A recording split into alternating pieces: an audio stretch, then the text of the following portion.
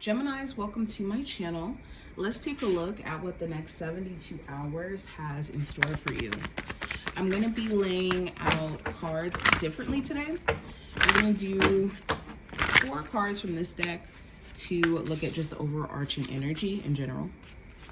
And then we're going to pull 2 cards from this oracle deck to see what your focus needs to be for the next 72 hours to make the most out of this time frame. And then we're gonna pull 2 from here for what you must be aware of, which you don't know coming into this time frame that you must know. And then we're gonna do a 6-card spread. Gemini, Sun, Moon, Rising, and Venus placements. What does the next 72 hours have in store for Geminis? What does the next 72 hours have in store for Gemini, Sun, Moon, Rising, and Venus placements?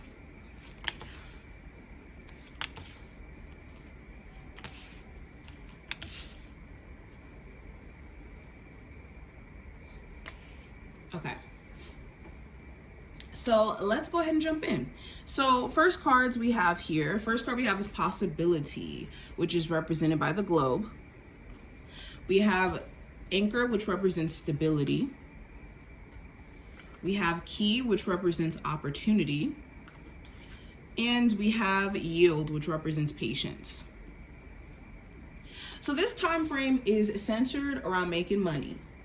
Okay, you could be extremely dialed in terms of focusing on either getting a new job or purchasing a new home or getting into a new home or securing some sort of new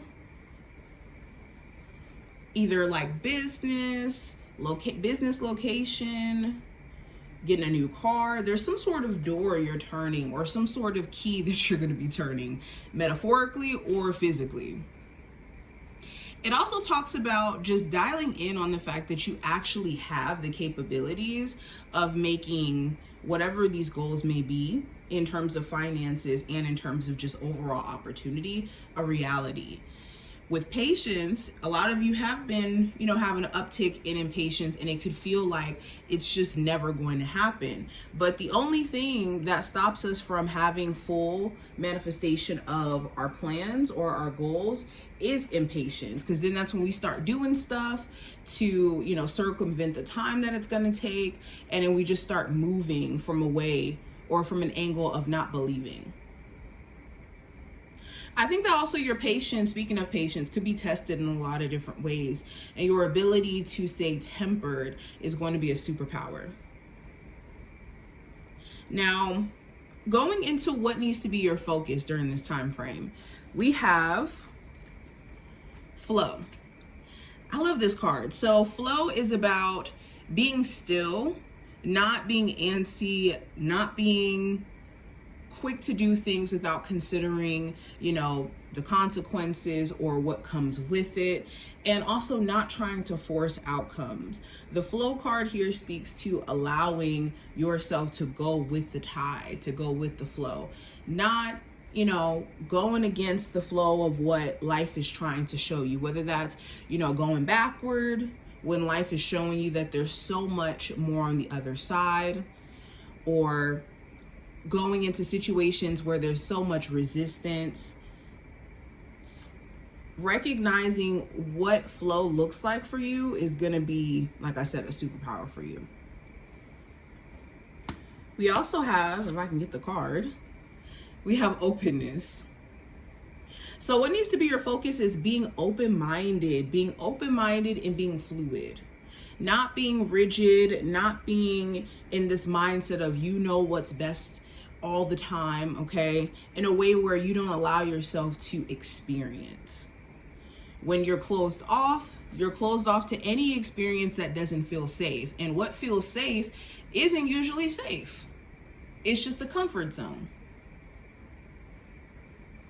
Now, going into what I see for what you are not aware of coming into this time frame and that you must be aware of. We have lead. So I think you're being pushed right now during this time frame to take matters into your own hands and to recognize where you can leading your life and where it's more of like, leave it up to God. The lead card here also talks about knowing that you're a leader. A lot of the circumstances you've been faced with have actually gotten you to see how resilient you are, how determined you are, how smart you are. And you would have never known this unless you received or you had some sort of resistance. That's the beautiful thing about life. You think that you're being, tried just to be tried by the universe, but you don't really know if you're a strong person until you've been put in circumstances that make a person strong. You'll always be a weak person until the right conditions come around to knock you off. Or you'll always be strong until a circumstance comes around and brings you to a weak point. Then that's when you really see where your heart is and what type of person you are. Now, going into what else, we have darkest fears.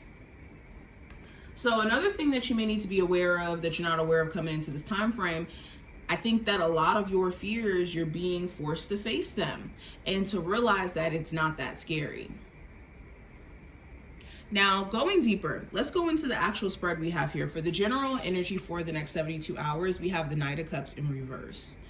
So there could be a Cancer, Pisces, or Scorpio of significance, or if not specifically the zodiac sign, somebody who is very inconsistent emotionally, and you could be realizing this.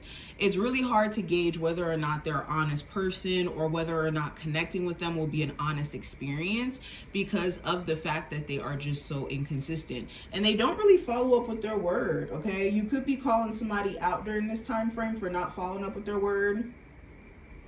This could be like a business associate where it's like, you didn't keep up with your word in terms of the contract or the agreement that we had. Or this could be someone who you're in a romantic relationship with where they tell you all these things that they're interested, that they want to be with you, but they don't really keep that same energy. And you could be super tired of that and maybe deciding to pull your energy away until they do give you a level of surety. Yeah, you also may not be in the mood during this time frame. You could find yourself like a more emotionally sensitive. Be careful of reacting off of how you feel though. Now, what I see in regards to career and finance, I have the Two of Swords. So the Two of Swords talks about being conflicted in a decision. So that should I stay at my current job? Should I leave? Should I talk to a higher up? I can't talk today, guys. Should I talk to a higher up in regards to giving me a raise or a promotion, or should I consider looking at other places where I can get fair compensation? I can get paid for my worth. The Two of Swords also could speak to certain work dynamics that you're very conflicted about, like certain co-workers that are just really, really hard to communicate with, and they can make it hard for you to do your job. This could leave you on the fence as well. And just trying to be mindful of who you communicate with in the workplace as well. You could know that talking to certain individuals isn't going to solicit a good response. So it's just better to be in your own corner. There could be an answer that you're waiting to receive. You may have to be patient during this time frame, going back to that patience. Now, what I see in regards to love, we have the Emperor. So the Emperor speaks to power struggles. It talks about control dynamics. It also talks about responsibility and accountability and structure. So for my singles, you could be at a place to where you're more so focused on you, and there could be certain accountabilities you may want a love interest to take, but they may not necessarily be willing to take it. So you could be making yourself the main focal point, Geminis. The Emperor also does talk about like taking responsibility for your part. So you could know that you're not, I won't say 100% innocent or not innocent. I would say you could know that there's certain things that you may have needed to work on within the relationship, and you could be personally taking accountability for that. And for some of you, like I said, again, it could be waiting for someone else to take their own sense of accountability too. The Emperor for my Gemini's in a relationship, there could be some power struggles where certain issues are dragging on because neither one of you want to be the first to say something, to break no communication, or it's this power struggle of, well, I'm not reaching out first because then that's me giving my power away, or that's me. So it's a lot of like power dynamics, or like a want to stay in control, either from your partner. This could be something you kind of struggle with, or both of you guys simultaneously.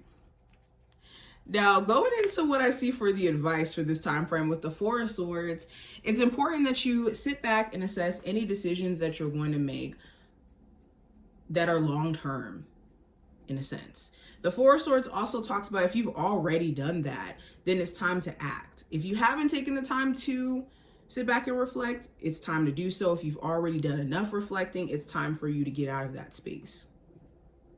The Four of Swords also talks about resting the mind. Some of you have been like overly stressing yourself out. There needs to be a new way of you trying to like manage different areas in your life, not just going into your head, because we can only go there for like 10% of the solving of our problems. The rest of it is done in how we show up in our actions. Also, if you're on a break from a love interest, so you guys aren't speaking, this may be very much needed for you guys both to just kind of sit back and assess if you guys both want to continue this relationship. So nothing wrong with using this break for that reason. But easing your stress or easing your worry in this break is going to be important. Now, what I see in regards to the challenge, I have the Hermit. So the challenge here could be a Virgo specifically, or it could talk about self-isolation to like the 15th degree. Some of you have been spending way too much time to yourself. So your mind, all it can really do is maybe ruminate or sit and assess things from every single angle. The other challenge could be with certain wisdom and understanding that you have now, you could be looking back at certain past things and feeling like you wish you knew what you knew now. And that's like the trap of gaining wisdom, is you realize how ignorant you may have been previously. But wisdom also comes with this understanding of like, you had to go through the experience to learn, and you can't fault yourself for the fact that you didn't know. Now, what I see for the last card representing the outcome, the Nine of Swords talks about tackling your mind, addressing some of your darkest fears. Some of you may have like an erratic sleep schedule by the end of this time frame, or just find yourself having very strange dreams, very like intricate, detailed dreams. So pay attention to what those dreams may be symbolizing. But this is what I see. I hope I did give you some insight in regards to just overall what's kind of happening. If you did take something from this reading, definitely thumbs it up and subscribe, and I will see you in the next one.